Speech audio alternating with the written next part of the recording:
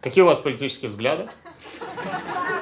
Вот всегда вот такой нервный смешок. Но я вас понимаю, я тоже не распространяюсь о своих политических взглядах. Но из-за того, что я немного медийный, обо мне иногда пишут, я про себя прочитал вот такое вот. Левацкое отродье. Вот так написали. И мне не понравилось, потому что я сам не уверен, кто я, решил загуглить, как понять, какие у тебя политические взгляды. И мне попалась там диаграмма политических взглядов. Вам попадалось такое? Диаграмма, по которой ты определяешь, кто ты. И оказалось, что я ультраправый радикал вообще. По многим взглядам совпало. Например, отношение к гомосексуализму. У меня такое же крайне негативное. Взять, если там лесбиянок, например. Я вообще не пойму, как можно хотеть женщин. Для меня это загадка. Или, например, отношение к эмигрантам. Я вот сам, я 3 года назад переехал в Европу, я как только переехал, я подумал, закрывайте ворота, нам эти обезьяны тут не нужны. Мы не для того, да, приехали в Европу, чтобы кто-то еще туда приезжал, вонял там на улицах. Для нас, европейцев, это неприемлемо уже. Ну и понятно, кроме меня, никто европейские проблемы решать не собирается. Я решил получить паспорт Германии, потому что его сейчас легче всего получить. Решил получить паспорт Германии, чтобы голосовать исключительно за правые партии. Да. Чтобы нашу Германию очистить от мусора. Потому что для меня... Да. Потому что для меня Германия превыше всего сейчас. Ну и, естественно, нужно определиться со своим национализмом. Пора понять, за кого я готов убивать. И я решил топить за белорусский национализм. Это мой выбор. Это, если что, осознанный выбор, обоснованное решение, исторически обоснованное. Потому что белорусы, вот так посмотрел, чисто легкий взгляд на историю, белорусы один из немногих народов, которые никому ничего плохого в истории не делали. То есть никого не резали, не геноцидили. Такие неадекватные люди. Даже индивидуально белорусы редко кому что плохое делают. Это я понял, потому что никогда не слышал возмущения типа «Ёбаный белорус». Снова наебал. Вот такого... Про кого угодно слышал, про белорусов не слышал. Поэтому подумал, должна восторжествоваться какая-то историческая справедливость, и белорусам нужно выдать какую-нибудь квоту на резню, 2, ну, чтобы как у всех было. А для того, чтобы это произошло, нужно поднять национальный дух, а для этого я начал искать какую-нибудь информацию про белорусов крутую. Нашел карту Европы по среднему уровню IQ. И там Беларусь на первом месте. Ничего смешного. То есть, сразу видно, вы не белорусы, вы не понимаете, что первое место это высоко. То есть, это... Да, у белорусов, если что, там средний рейтинг 101,5. Для сравнения, у России 95,5. Вот тут бы смех, да, не помешает. Ну и рейтинг составляли не белорусы, он там на английском. Я, собственно, поэтому и понял, что это не белорусы составляли. И в комментариях все в шоке. Европейцы, они так и пишут «What the fuck, Беларусь», что в переводе «Что такое Беларусь?» они не знают. Они не знают. Все, что знают про Беларусь, это то, что последняя диктатура в Европе, где сохранена смертная казнь, и они складывают 1+1 и думают, что в Беларуси убивают тупых людей, да, чтобы поднять показатели в рейтинге. А в этом же рейтинге в мире Беларусь на 7-м месте в мире. Первые 6 стран исключительно азиатские. Я когда с этим материалом в Астане выступал, там парень так обрадовался, начал хлопать. Он подумал, все 6 стран Казахстан. Я, наверное, так подумал. Но, к сожалению, там Южная Корея, Сингапур и так далее. И 7-е Беларусь. Беларусь на 7-м месте. То есть белорусы первые после азиатов. То есть белорусы лучшие из лучших.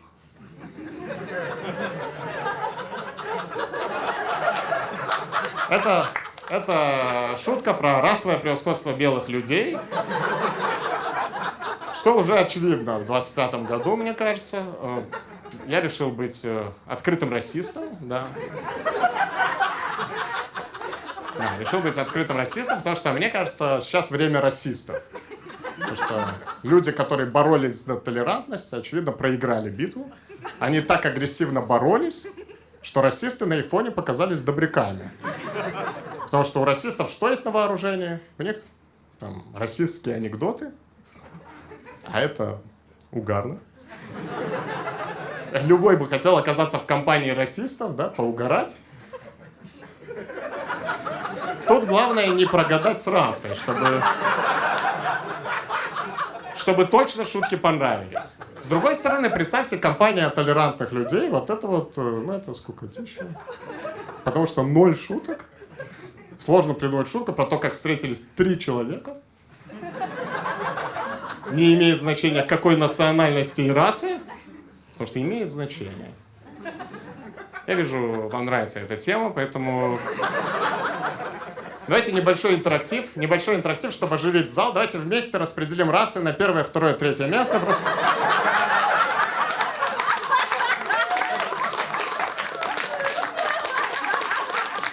Вот, повторяется история, так же, как на политические взгляды, просто нервные смешки. То есть вы не предлагаете варианты. Я понимаю, почему. Потому что, когда мы говорим о расах, все думают о взрослых людях. А я предлагаю, взрослые напряжные, предлагаю думать о детях. Детей можно легко распределить на 1-е, 2-е, 3-е место. Это мило, это детский расизм. Все детское — это мило. Я всю жизнь наблюдаю за детьми и заметил такую вещь, что могу уверенно сказать, самые милые, самые чудесные дети, визуально, да, самые милые, самые чудесные дети — это дети азиатов. Невероятно милые создания, особенно в зимних куртках. Я не знаю, видели вы это или нет, но это просто как будто в мультике оживили. Потрясающе выглядит. И у всех детей есть свои сильные стороны. Например, кавказские дети невероятно милые, когда голенькие. Не знаю, видели вы или нет. Обычно это мои племянники. Очень мило выглядит. Если кто не видел, я отправлю фотографию. Это красиво. Ну и дети белых людей, в свою очередь, объективно самые уродливые. Это не я придумал. Это я придумал, но это объективно, потому что, есть как аргументировать это. Например, взрослые белые выкладывают фотографии детей в Инстаграм, в соцсети, накладывают эмодзи на лицо. Очевидно, потому что ебало страшное. Но меня не разыграть, мне это понятно. Ну или тут тоже хотите еще аргумент. Например, за последние 200 лет среди людей какой расы резко уменьшилась рождаемость? Никто не хочет страшненьких детей. Это так работает.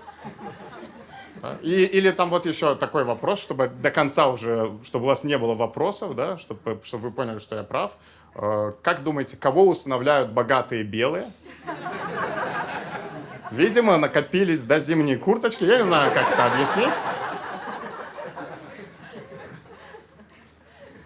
Понимаешь, что расовая тема, на самом деле, одна из таких сложных тем, поэтому мне она нравится. Но заметил, что за последние 15 лет нас приучили по-разному реагировать на разные темы. Например, если ты шутишь сексистские шутки, то тебя пытаются отменить в Твиттере, что в целом безопасно. То есть можно шутить сексистские шутки. Если шутишь про мусульман, тебя пытаются отменить полностью, как человека. Что, кстати, единственная правильная отмена, потому что, это логично, если не хочешь, чтобы про тебя шутили, убей человека, это работает. С этим не поспоришь. Я привел пример эти 2 темы, потому что у меня с ними были проблемы. Я как-то выложил шутку про мусульман в Reels, и там сотни возмущенных комментариев было, вплоть до того, что мне написали, что мне стоит отрезать голову. Но я не удалил Reels, потому что там миллионы просмотров, то есть, видео залетело. Я не дурак из-за комментариев удалять. Я закрепил Reels, чтобы все видели, что я популярный. На ваш суд, вот что за шутка была, может, вы слышали. Я говорил, что мне не нравится, что про мусульман думают, что террористы. Понял почему. Потому что некоторые люди совершают плохие поступки, кричат «Аллаху Акбар», и вот это идентификация мусульман. Я подумал, должен поменять мнение людей о мусульманах. И подумал, буду совершать хорошие поступки и при этом кричать «Аллаху Акбар».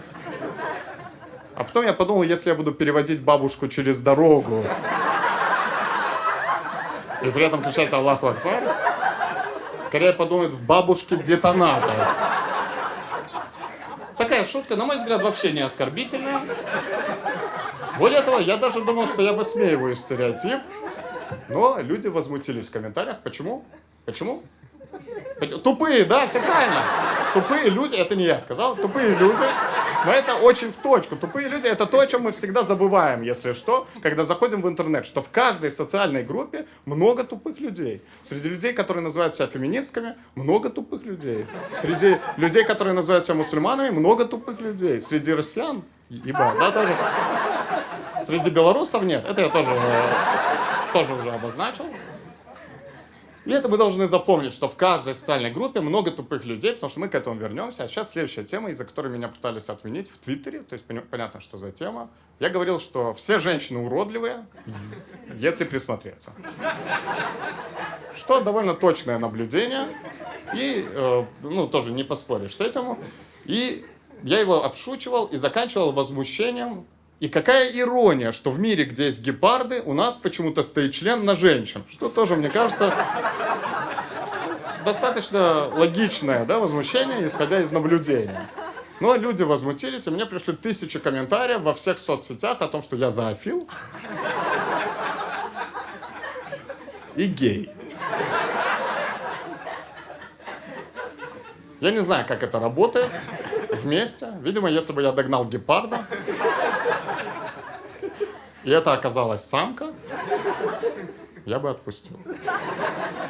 Потому что мне лишь бы отсосать животному хорошенько, потому что я зоофил гей. И мне непонятно, почему они возмутились. Вообще-то я обобщил. Я думаю, это правило комедии, да, творчества. Если ты обобщаешь, это не должно оскорблять, это должно объединять. Допустим, если проведем эксперимент, чтобы вы понимали, если проведем эксперимент, скажем, что в этом зале все зрители уродливые, мне кажется, ничего оскорбительного. Более того, уверен, что кто-то даже расслабится. Типа, слава богу, не я один.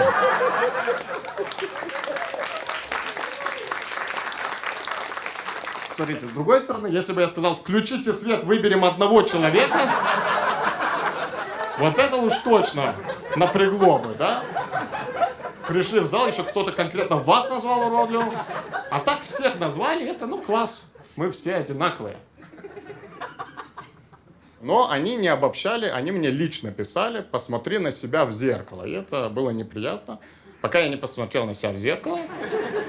И теперь я решил говорить, что я красивее всех женщин, но не гепардов. Потому что я в своем уме.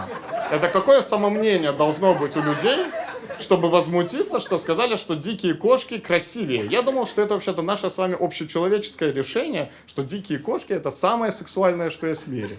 Я так думал, потому что мы вообще-то носим леопардовую и гепардовую одежду, да, чтобы чуть-чуть вульгарнее выглядеть. Это явно вульгарщина. Тут с этим не поспорить. Мы сексуализировали диких кошек. Я уверен, что это вульгарщина, потому что я никогда не видел леопардовую униформу, например.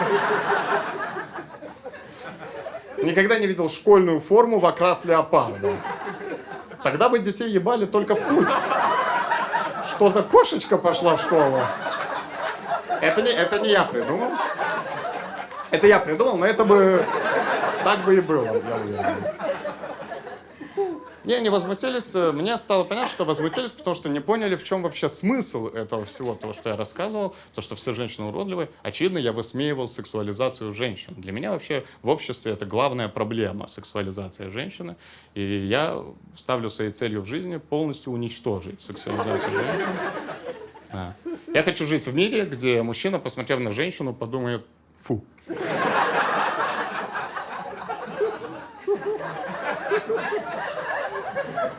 Чтобы 0 сексуального напряжения. Чтобы мы могли, наконец, нормально друг с другом разговаривать.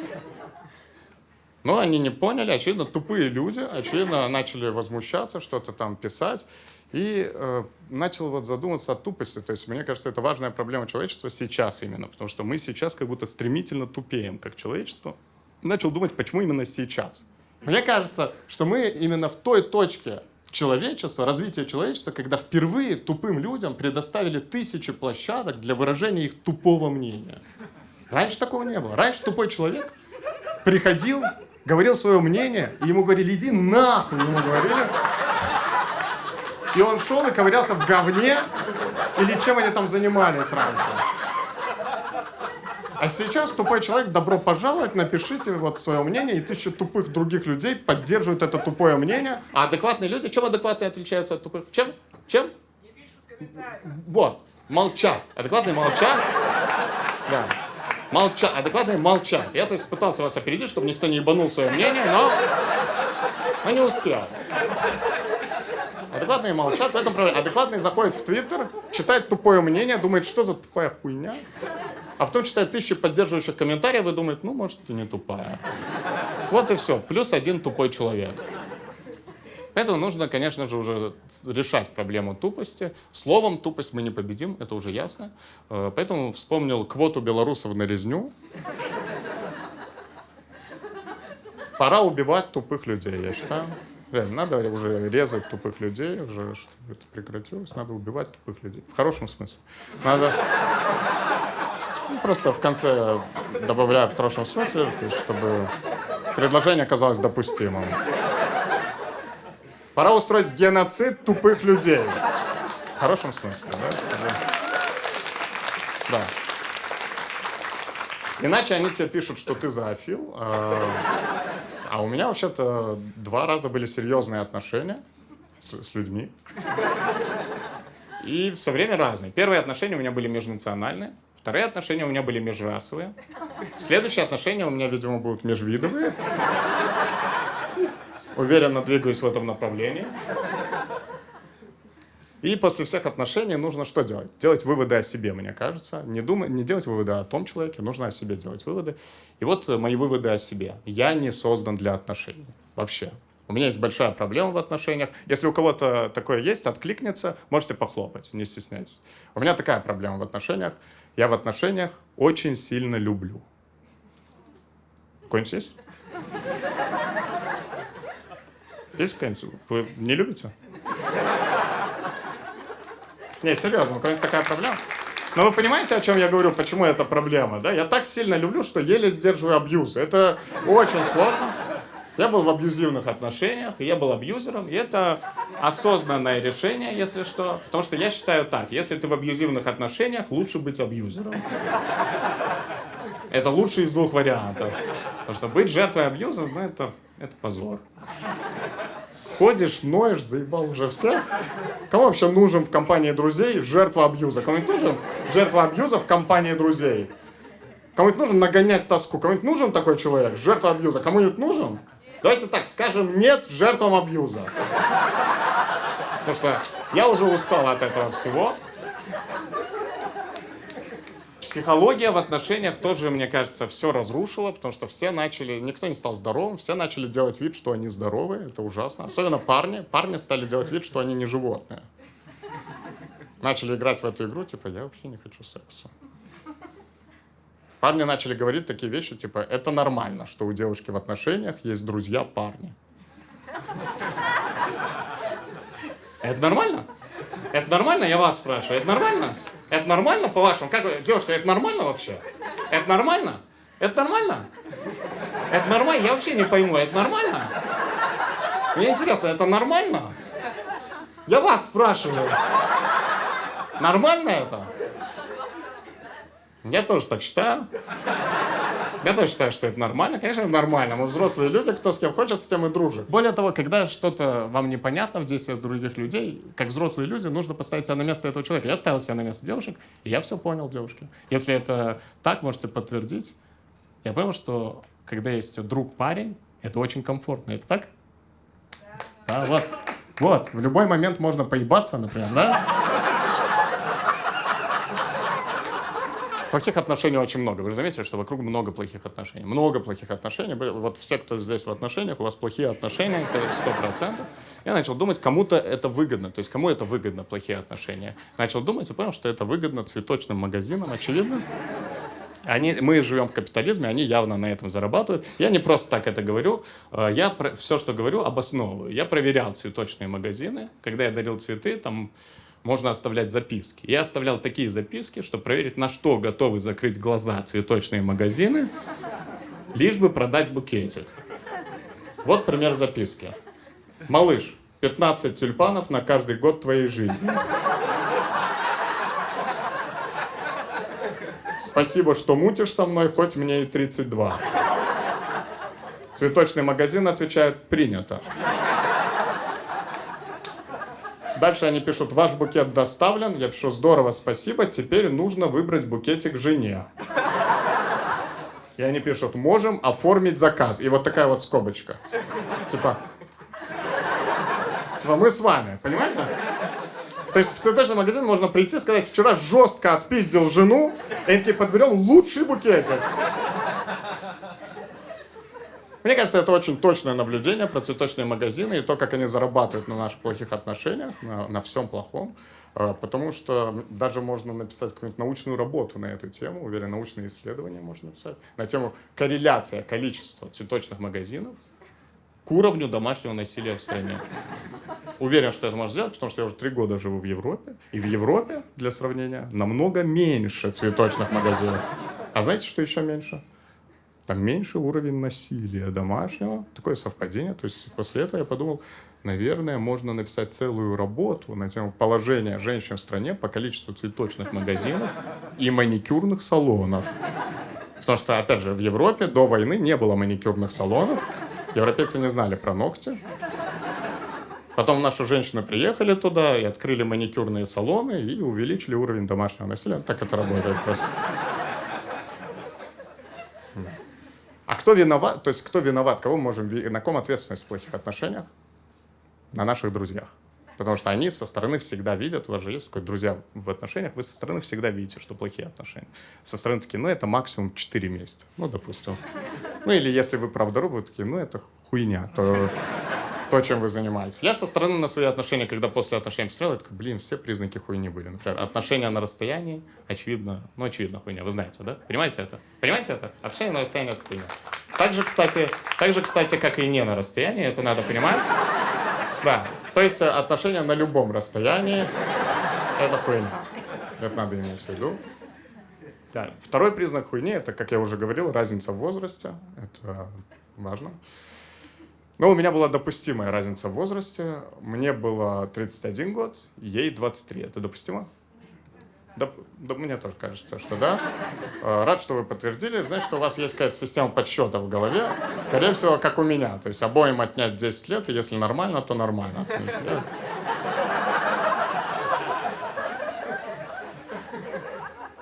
Рад, что есть реакция на эту шутку. Эту шутку делает шуткой смех. Если бы не было вообще реакции, вот это бы жутко со стороны выглядело. Мне нравится, у всех свои предпочтения есть, мне нравятся девушки с baby face и baby body. Да. Но вагина 70-летней женщины, потому что, я не педофил какой-то. Я уже спал в Милане с этим материалом, и после этой шутки девушка на первом ряду такая: что? Что, простите? Вот так она спросила, я такой думаю, блин, я говорю baby face и baby body. И она говорит: body? Что это такое? Я подумал, блин, как тупо сейчас переводить на русский, потому что на русском эта шутка звучит отвратительно. Я говорю: я сейчас переведу. Мне нравятся девушки с детским лицом и детским телом. И она такая: body.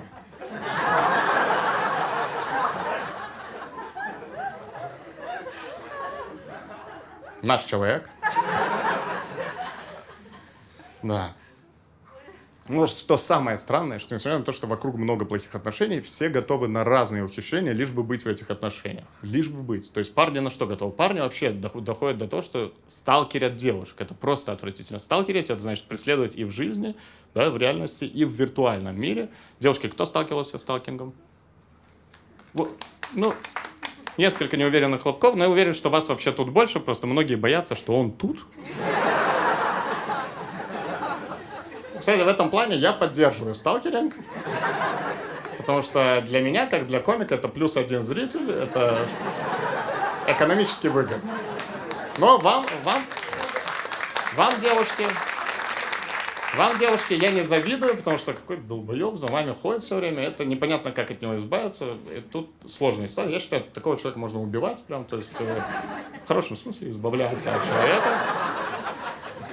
Девушки тоже готовы на ухищрение, лишь бы быть в отношениях. Девушки готовы вообще на магию. Девушки, лишь бы быть с человеком, прибегают к магии. Я говорю не про карты Таро. Мы все понимаем, это бумажки, да? То есть это явно не магия. Я говорю про привороты. Вот это настоящая магия. Это работает. Привороты, например, приворот на крови. Кто-нибудь слышал? Кто-нибудь слышал? Ну вот, но не все слышали, а девушки слышали и такие, надо ебануть.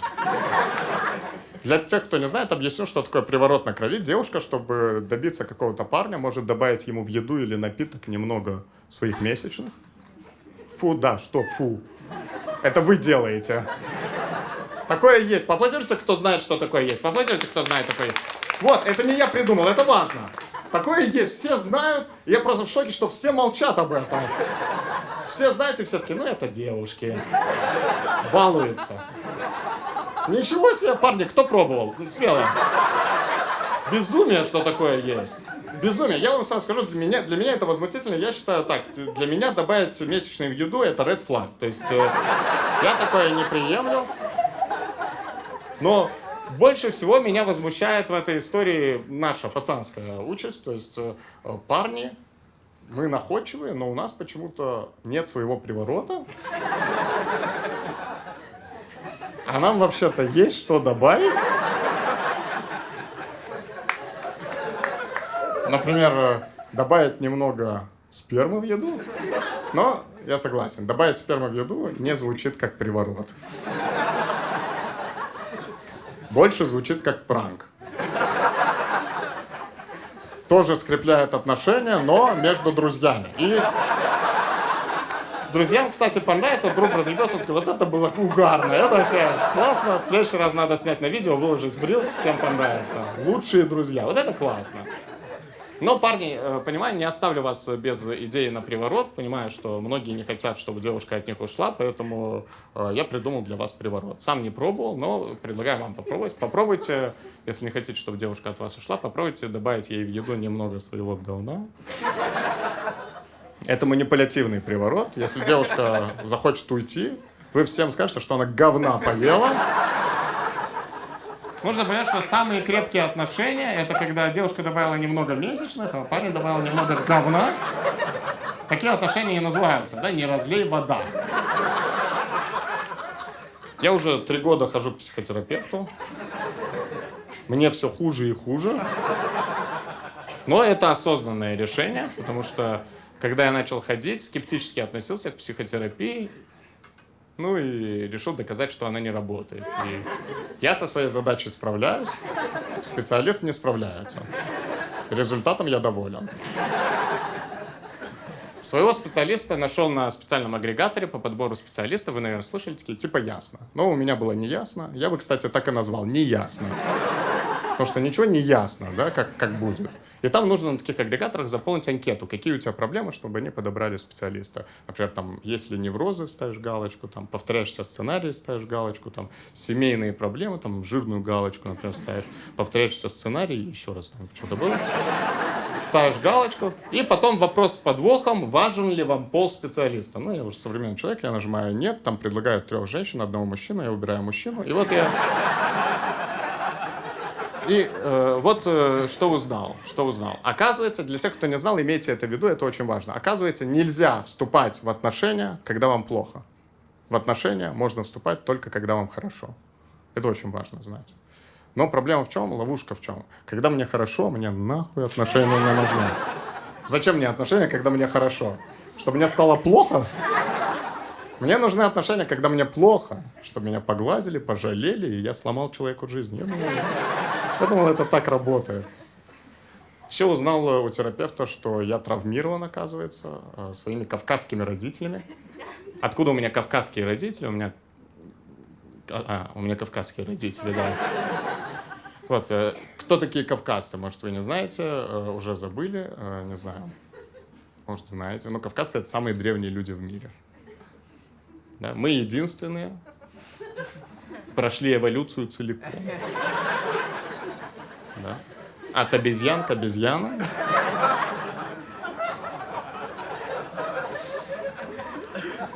Это не я придумал, это русский комик-шовинист придумал. Дима Гаврилов. Он просто... Да. Он просто свое отсидел, я решил все сомнительные шутки на него скидывать. Да. Как меня травмировали кавказские родственники? В общем, как это было? У нас есть такая традиция, как и во всех мусульманских странах нашего региона, в том числе в Казахстане, и в Кыргызстане такое есть, и в Азербайджане такое есть. Дядя мог подойти ко мне маленькому и такой: а что это у тебя тут? На член. Вот так вот подойти и такой: а что это у тебя тут? На член, понимаете? И для тех, кто не знает, я очень рад, что вы вроде знаете, о чем речь, да? Вы знаете, поаплодируйте, кто знает, о чем речь. Шикарно. Я иногда выступаю в Европе, там люди такие: ну ты... Это только у тебя так.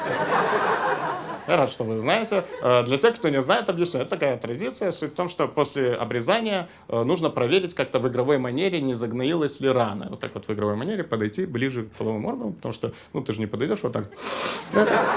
Это сильнее травмирует, очевидно. В Казахстане, я знаю, после этого еще мальчику деньги дают. У меня травмировали бесплатно. У меня вообще это до обрезания делали, просто... Дядям нравился игровой процесс. А мне это не нравилось. Более того, даже хотел бы вернуться с этим сознанием в момент этого вопроса: а что у тебя тут? Чтобы уверенно сказать ему: это хуй, вот так. Чтобы дядя травмировался, а не я. Потому что у него, очевидно, писюн. Ну, конечно, члены очень важная тема в жизни. Мы все сконцентрированы на членах. Я сам, честно говоря, очень сильно завидую парням с маленькими членами.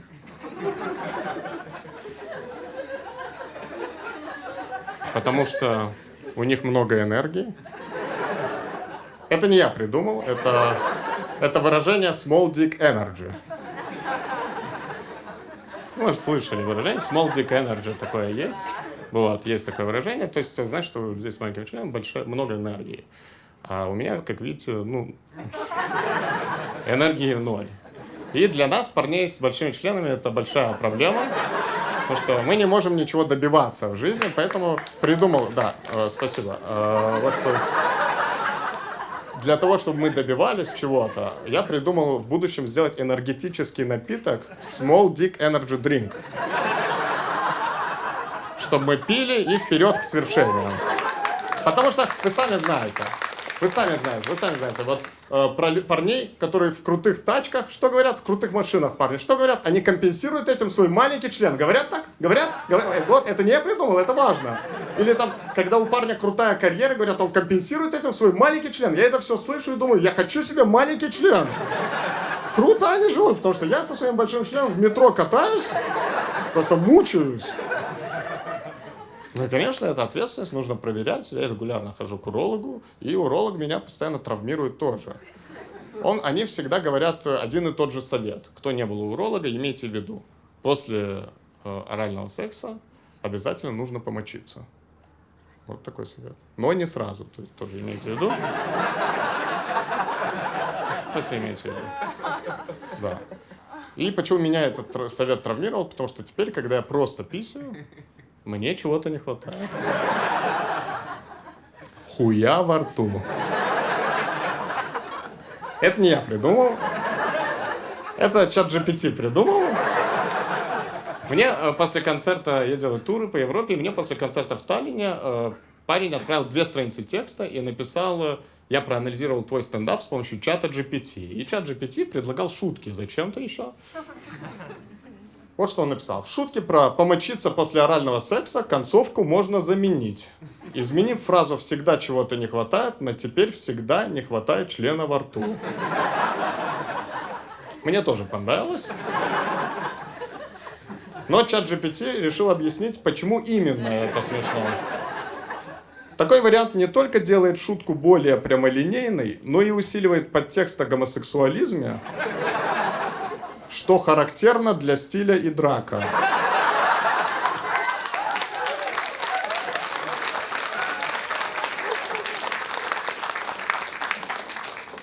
Неожиданная развязка добавляет иронии и создает комедийный эффект, который хорошо резонирует с теми, кто уловит эти тонкие намеки. Я вижу, вы уловили.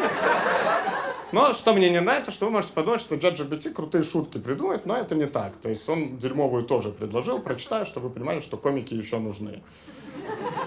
Шутку про приворот на месячных действительно можно усилить.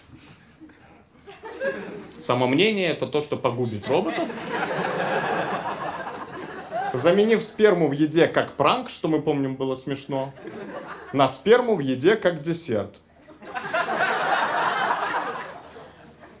Что добавляет многослойный подтекст.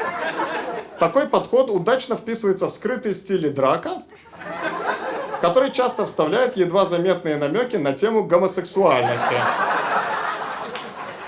И дальше просто 2 страницы о том, что я пидор, он просто открытым гомофобом стал. Надо понимать, что он прав, потому что, я всегда за геев, я должен вам сказать, я всегда за геев, потому что я всегда за сильных. Почему? Силой? Почти.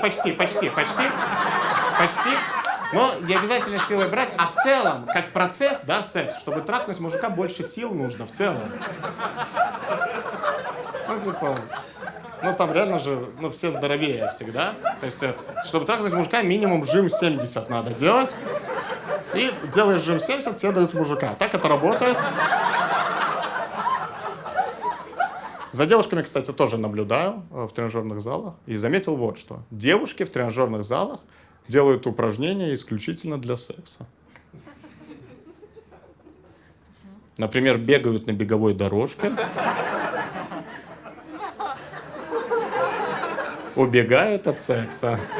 Мне очень нравится эта шутка, потому что вначале кому-то могло показаться, что сейчас будет сексизм какой-то. Но я, как всегда, обманул ожидания.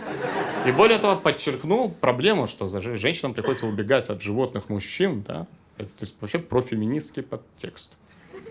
Это очень важно, я считаю, в мире подчеркивать проблему женщин. Я этим регулярно занимаюсь. Мне важно подчеркивать, что я в первую очередь профеминистский комик. Потому что на меня именно женщины часто нападают в Твиттере.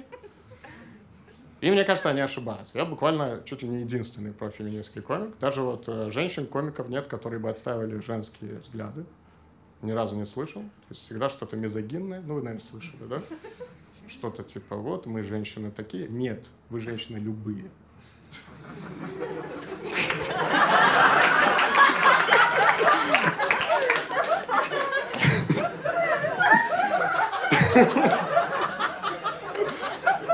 В общем, мне не нравится, что на меня нападают, при том, что реально, много мыслей крутых. То есть, например, я понял, что мне не нравится. Да? Я за 33 года наблюдения за жизнью заметил неприятную вещь. Заметил, что женщины с возрастом веселее становятся. А мужчины с возрастом пиздец грустные становятся. И мне кажется, женщинам, видимо, у них реально жизнь сложнее вначале, и они привыкают плыть в этом говне, и уже к 30 годам такие, веселье только. А мужчины к 30 только раздупляются и такие, что за хуйня вокруг происходит? Женщины круче мужчин, уверенно это заявляю, потому что за 33 года я среди женщин лоха не видел. Среди мужчин куда ни плюнь. Мне кажется, это самая сложная часть нашей жизни, пацанская, что нам приходится всегда прятать своего лоха. А это очень сложно. Девушки, у вас было такое, что встречаетесь с новым парнем, и в какой-то момент вы такие, он тоже лох. Обычно это на следующий день, потому что, нам реально сложно это скрывать. Нам иногда приходится выгуливать своего лоха рядом с родными людьми. Обычно это мамы, или как мы их называем, мам. Поэтому мамам сложно отпустить нас в самостоятельную жизнь, потому что куда этот лох пойдет? Поэтому парням, кстати, и расставания даются сложнее, чем девушкам, потому что парни доверили своего лоха девушке, и она ушла с этой информацией в открытый мир. И все, твой лох в опасности. Парни еще слабее психологически, очевидно, потому что девушки это знают. мы слабее психологически. Я это понял, потому что 90% маньяков и убийц — это парни. И мы все смотрели фильмы, как это началось. Их травмировали в детстве. То есть мама на него косо посмотрела, и он не может успокоиться, пока не порешает 10-20 человек. Девушки, в свою очередь, да, их всю жизнь травмируют, и они в какой-то момент такие: мне нужна третья работа. Так вот. Разный способ справиться с травмами. Да? Парню нужно убивать людей, а девушка просто выбирает одного человека и портит ему жизнь до конца. А это даже не противозаконно. Даже тут интеллектуально выебали нас. Невероятно профеминистские наблюдения и мысли. Такого редко встретишь. Но начал думать, а почему на меня так часто атакуют меня? Понял проблему профеминистских шуток. Дело в том, что женщинам не хватает мозгов понять. Это удивительно.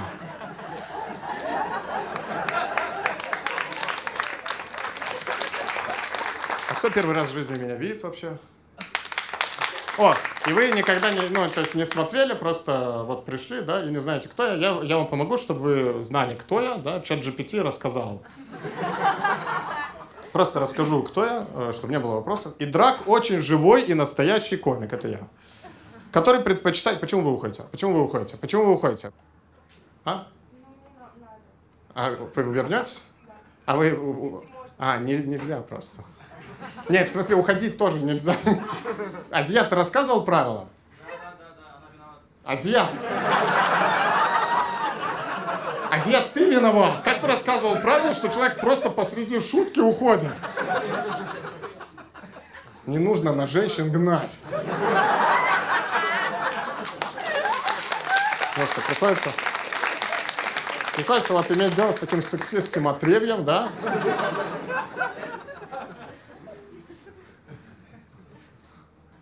Больше никто не уходите, это правило концерта, нельзя уходить.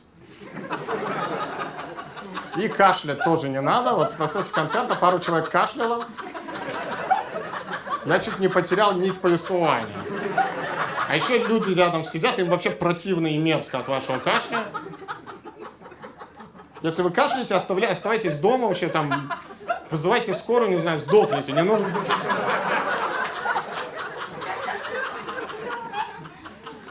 Короче, ChatGPT пишет. И Драк очень живой и настоящий комик. Okay. Который предпочитает выступать без идеально заготовленных речей. Это делает его стендап по-настоящему уникальным и искренним опытом, будто бы он в каждый момент полностью присутствует вместе со зрителем, а не просто отыгрывает текст. Такой подход можно сравнить с современным искусством, это не я придумал, так написано, которое чаще находит отклик у узкого круга людей. Узкий круг, понимаете, да? Эллипс.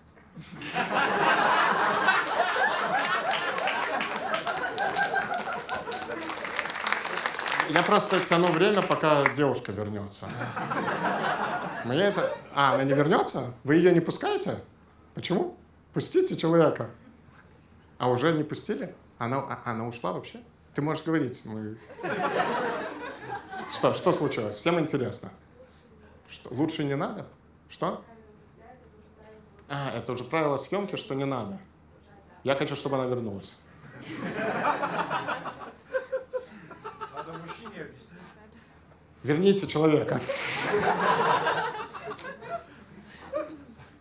А, ты по рации? Блин, мне нравится, что верните зрителя. Верните зрителя, он необходим артисту.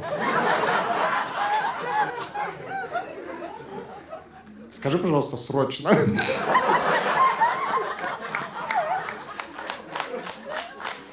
Скажи, пожалуйста. Ну, ты передала, да, все? А у нее тоже есть рация? Я просто не знаю, зрителям всем выдавали рации. У нас серьезная съемка.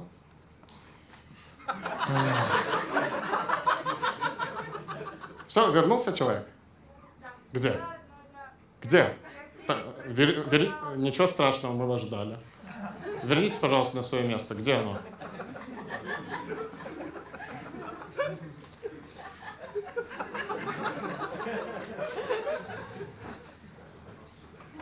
Быстрее, у меня концерт!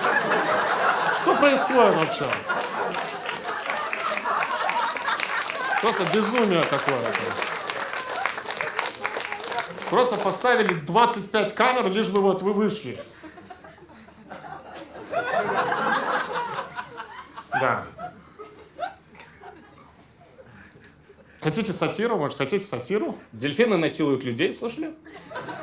Вот, это слышали, да? Это важно подтвердить, потому что если кто не слышал, подумает, что я придумал, но это не я придумал, такое есть. Я когда слышу новости о том, что дельфины насилуют людей, первое, что спрашиваю, во что были одеты люди?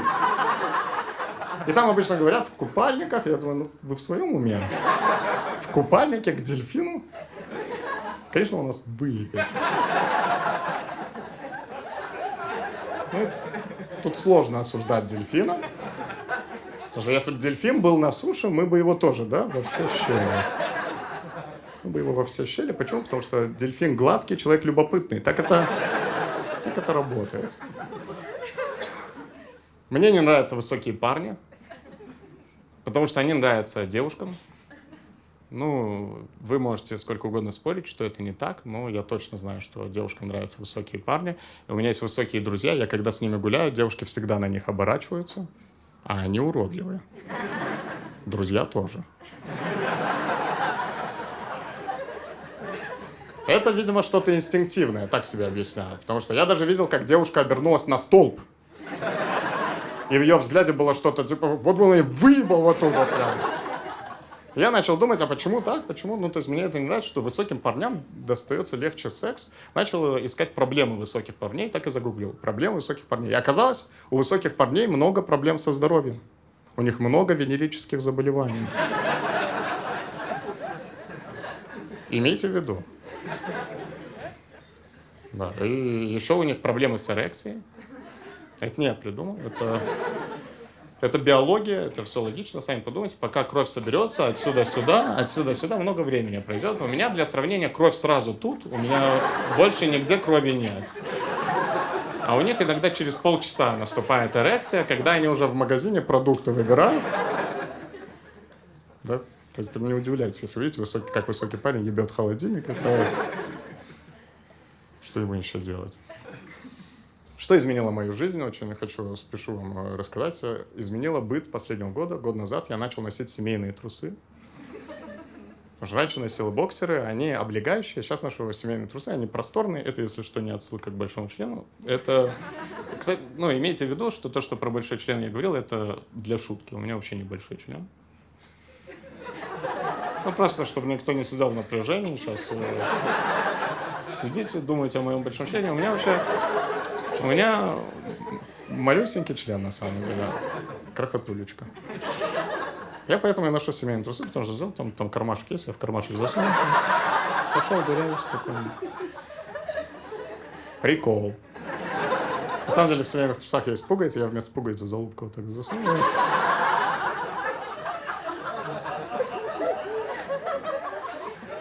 Ну, чтобы комфортно было. Вот. Ну, это тоже прикол, на самом деле. А семейные трусы начал носить. Почему изменился быт? Потому что теперь, когда я описываю, приходится стряхивать прям до конца. Потому что раньше в боксерах, да, они облегающие, я в любой момент мог такой, у меня дела, и пошел. Потому что боксеры облегающие, в них прям срать можно, это нормально. А семейные трусы там... Я понял, почему они называют семейные. Потому что ответственность. Любая ошибка, все, полетела в колено. И ты не знаешь, что делать. Идешь к умывальнику, моешь руки, потому что мыть колени тупо. Поэтому, девушки, имейте в виду, у всех парней обоссанные колени. Вот вы думаете, тут почему желтеет у парней? Обоссанные колени у парней. Я курю траву 10 лет уже. Да. Да, 10 лет курю траву и заметил определенные закономерности в этом. Может, в вас это попадет. В общем, знаете, когда ты напился, всю ночь пил, и на утро такой, ебаный в рот, что я натворил. Наверное, знаете. Это стандартная ситуация. Не моя, но стандартная ситуация. С травой у меня то же самое, но наоборот. Я часто делаю перерывы, когда не курю. И когда я первый раз курю после перерыва, я такой, ебаный в рот, что я натворил, пока не курил. И там всегда полная хуйня. Я оба раза вступил в серьезные отношения, когда не курил. А потом закурил и такой, кто это? Я в ахуе. И уверен, что это у многих так работает, потому что мне после концерта в Литве написала девушка, что ей это очень знакомо. Она перестала курить, рассказывает, перестала курить на время, пока была беременная, и закурила только после родов. Вот это я понимаю, кто это? Там ёбнуться можно, конечно. Поэтому всегда курите, чтобы быть в сознании, да, и осознанно принимать решения в жизни. Ок. Какая милая реакция. Да, но курение, если что, мне помогает. Я не собираюсь бросать, потому что я задаю себе всегда правильные вопросы, когда курю. Например, я сейчас живу в Варшаве, это Польша, я живу в Варшаве, и когда я выхожу на балкон и курю, первый вопрос, который мне приходит в голову, это «Я что, живу в Варшаве?» И я в ахуе. Я курю дальше и такой, я что, жил в Беларуси? А потом в России? А теперь в Польше? Я что, фанат славян?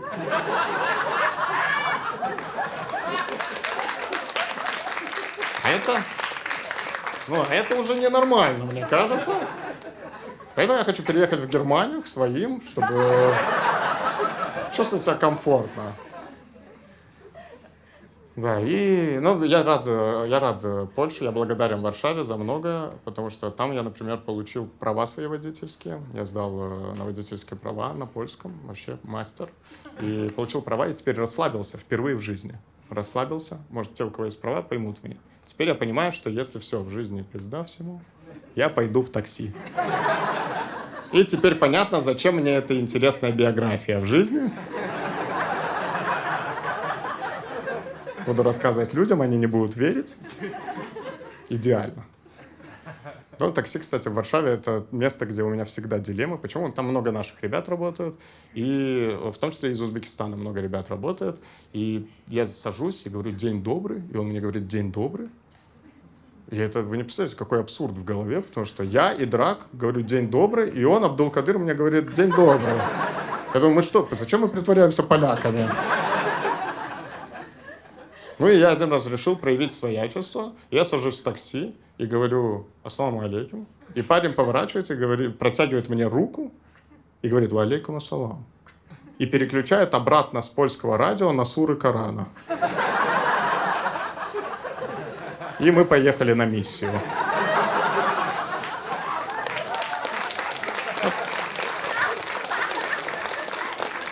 Вот видите, вот это пример шутки на стереотипе про мусульман. То есть это явно негативная шутка, но вам она больше нравится, чем высмеивающая стереотип. Это так работает аудитория, к сожалению. Чем тупее шутка, тем популярнее артист. Поэтому я вынужден вставлять такой материал, извините. Ну вот таксистов обожаю за то, что они знают обычно и город, и людей. Приятно с ними поболтать, узнать, как вообще, кто живет в этом городе. И всегда интересно. А когда они просто сами начинают говорить о жизни, это восторг. Я был на Кипре, и там таксист, очень живой мужчина, взрослый, начал просто сам говорить о своей жизни. Мне так приятно было слушать. Во-первых, потому что он на английском говорил, и я, вы знаете, когда на английском ты что-то понимаешь, что такое «я Бог».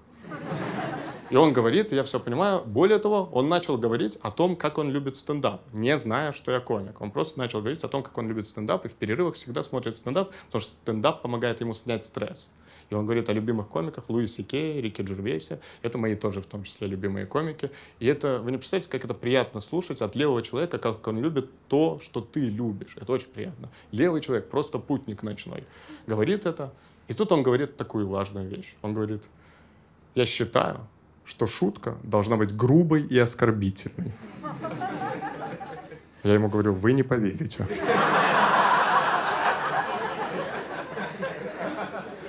Вы не поверите. Меня выгнали из страны из-за шутки. И он, не думая, говорит правильно. Спасибо большое, вы прекрасная публика. На этом все. Хорошего вечера.